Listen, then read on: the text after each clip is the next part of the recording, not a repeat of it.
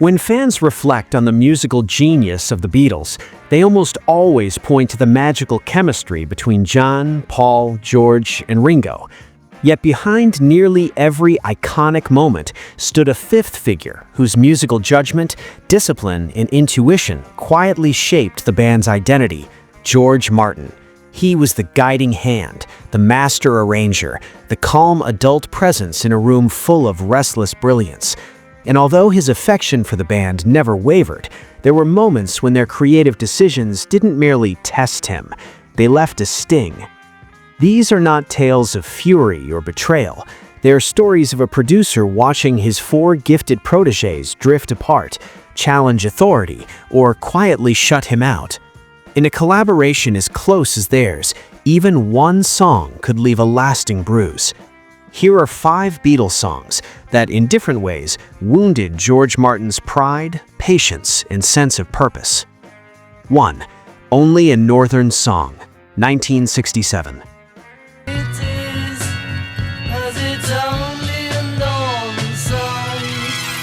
At first glance, Only a Northern Song appears to be just another eccentric George Harrison composition, but its roots were deeply personal, born from bitterness and aimed squarely at a music publishing system that continually undervalued him. While Lennon and McCartney's partnership formed the backbone of Northern Songs Ltd., Harrison often watched his own material treated as secondary, with royalty statements that reinforced the imbalance. So Harrison responded in the only way a songwriter could, by writing a song that complained about songwriting itself. The deliberately off-key trumpets, clumsy organ phrases, and wandering structure were no accident. The track was designed to sound indifferent, as if Harrison simply didn't care. And that, ironically, was the problem. George Martin despised music that felt like it wasn't trying. He welcomed experimentation, but indifference, even when layered in irony, clashed with his musical values. To him, the song represented everything the Beatles were not supposed to be. Martin found it flat, uninspired, and lacking direction, ultimately telling the band it had no place on Sgt. Pepper's Lonely Hearts Club Band. There was no cruelty in his dismissal, yet it still created a subtle fracture. Harrison, who had spent years fighting for equal creative recognition, interpreted the decision as another rejection. Martin, meanwhile, felt torn between maintaining artistic standards and supporting an increasingly frustrated guitarist. The song eventually found its way onto Yellow Submarine, but the emotional residue lingered. Harrison felt ignored, while Martin sensed the band beginning to substitute depth with private jokes. It was one of the earliest signs that their once flawless equilibrium was beginning to falter. 2. What's the New Mary Jane, 1968. What a shame Mary Jane had a pain at the party. By 1968, John Lennon was no longer interested in traditional songwriting forms. He was pursuing disorder, texture, and instinct. What's the New Mary Jane became one of his most unfiltered experiments, a chaotic, surreal sound collage, heavily shaped by Yoko Ono's avant-garde influence. For Lennon, it represented artistic freedom. For Martin, it sounded like pure confusion. He made little effort to conceal his bewilderment. This was not the elegant experimentation of Strawberry Fields Forever or the controlled insanity of A Day in the Life. To his ears, it felt like a joke taken far beyond its limit, a piece built on provocation rather than craftsmanship. What stung Martin most wasn't the noise itself, it was the implication behind it. Lennon seemed to be saying, "We don't need a producer anymore. We can break the rules without you." Martin wasn't angry, but he felt a door closing. He had always translated the band's strangest ideas into coherent art, but here was a piece he couldn't translate. Lennon didn't want him to. It marked a shift in their relationship. Lennon was drifting toward a new artistic world where Martin's classical sensibilities no longer applied. Though the track never made it onto the White Album, the emotional impact was real. It was a sign that Lennon's trust in him, once unshakable, was beginning to fray. 3. Not Guilty, 1968.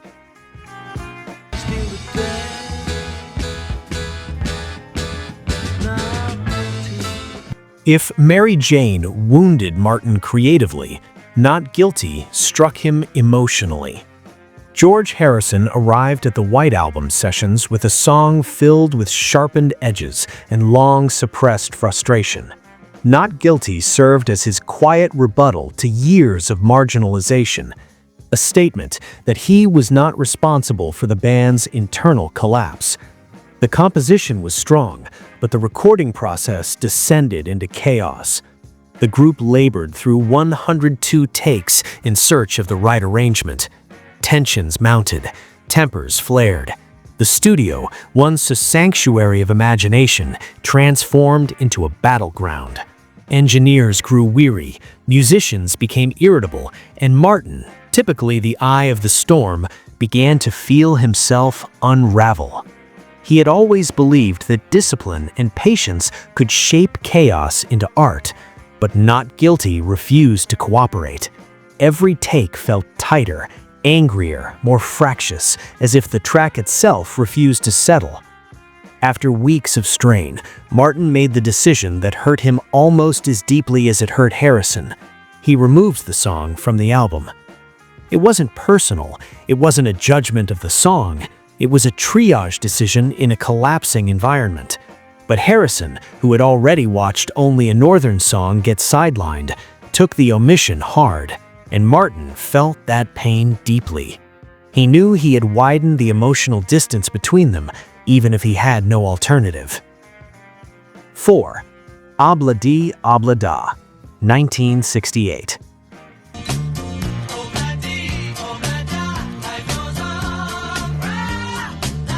It was exceedingly rare for the Beatles to hear George Martin raise his voice. Calm, diplomatic, and almost academic in demeanor, he was the studio's stabilizing force.